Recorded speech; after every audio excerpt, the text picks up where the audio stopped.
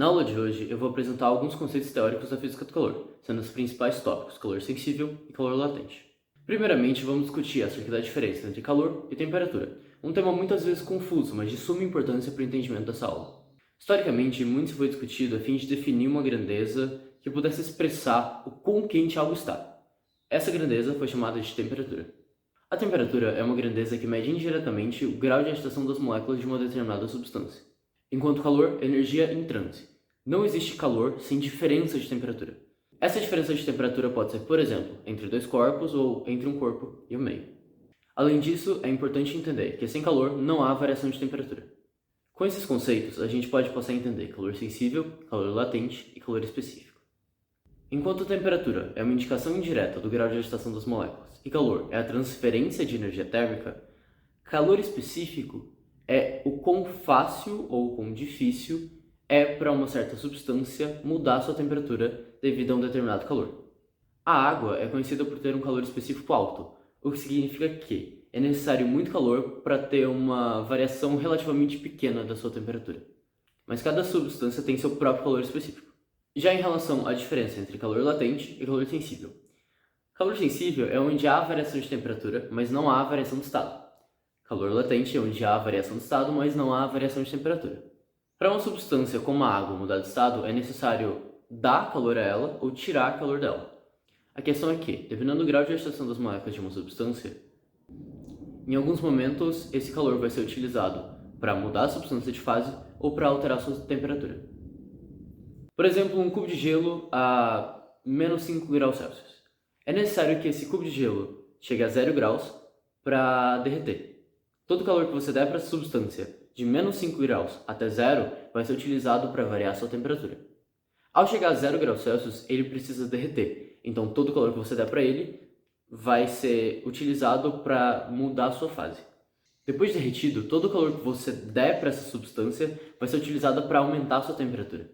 No caso da água, a condições ideais de temperatura e pressão, o mais quente que ela consegue chegar ainda no estado líquido são 100 graus. Nesse momento, quando ela atinge 100 graus, o calor que você der para ela vai ser utilizado para transformá-la de líquido para gás. Depois que toda a água se transformou em vapor, todo o calor que você der para ela vai ser utilizado para aumentar a sua temperatura. Durante o período de variação de temperatura de uma determinada substância, o calor que é presente é o calor sensível. Já quando esse calor é utilizado para mudar a fase da substância, o calor é latente. Esse é um resuminho do que a gente aprendeu até aqui. O calor sensível mede a variação de temperatura e é dado pela fórmula Q igual a mc delta T.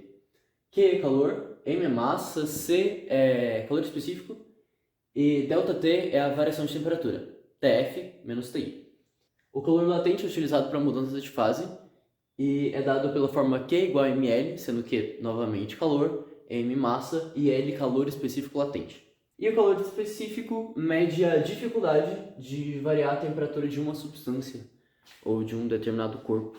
E agora, com todos esses conceitos em mente, vamos para o exercício. O exercício pergunta quanto de energia é necessário para uma amostra de 1,5 kg de água vaporizar por completo, e dá os dados de calor de fusão da água e calor de vaporização. Esses são os dados do problema. Inicialmente, a gente precisa converter essa temperatura inicial para Kelvin. E a gente sabe que a temperatura em Kelvin é igual a temperatura em Celsius mais 273. Então, essa temperatura em Kelvin vai ser aproximadamente 247 Kelvin, sem a bolinha. Agora a gente pode calcular o calor do primeiro processo. Como é necessário o gelo sair de menos 26 graus Celsius até 0 graus Celsius para começar a derreter, a gente sabe que há variação de temperatura, então esse calor é sensível, e é dado pela fórmula Q igual a mc delta T.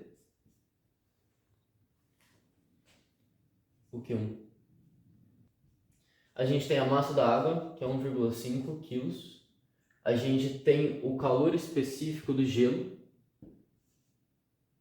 que é 2220, e a gente tem a temperatura final, que é 273 Kelvin, que é 0 graus Celsius,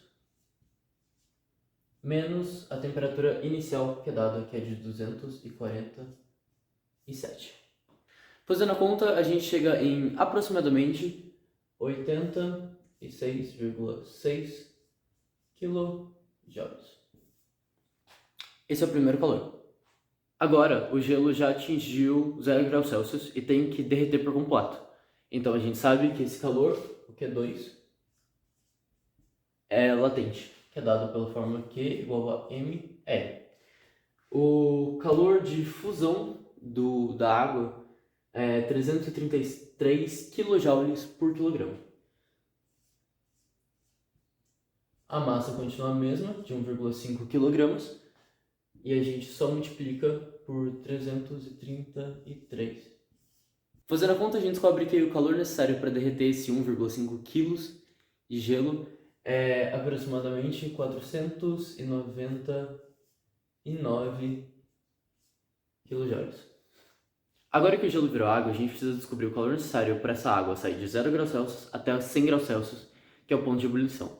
A gente sabe que, pela fórmula que eu escrevi antes, a temperatura em Kelvin é a temperatura em Celsius mais 273, então a temperatura final da água tem que ser 373 graus Kelvin.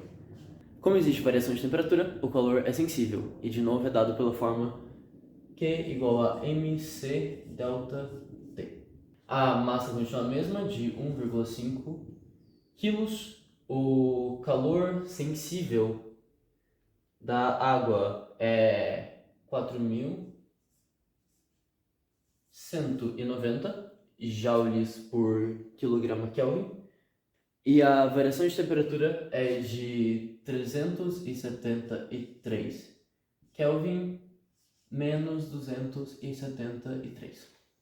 Fazendo a conta, isso dá aproximadamente 628 kJ.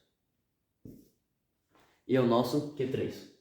Finalmente agora é só descobrir o calor necessário para transformar essa água de a 100 graus Celsius em vapor na variação de temperatura. Então o calor é latente, o calor 4, e é dado pela fórmula Q igual a mL.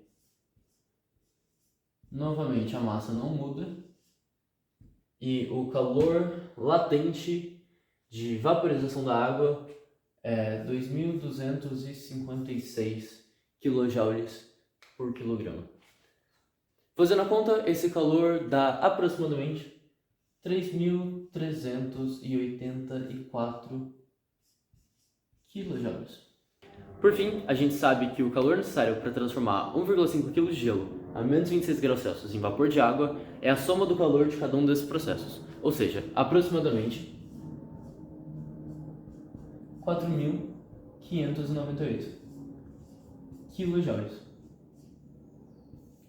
que é a resposta final do exercício.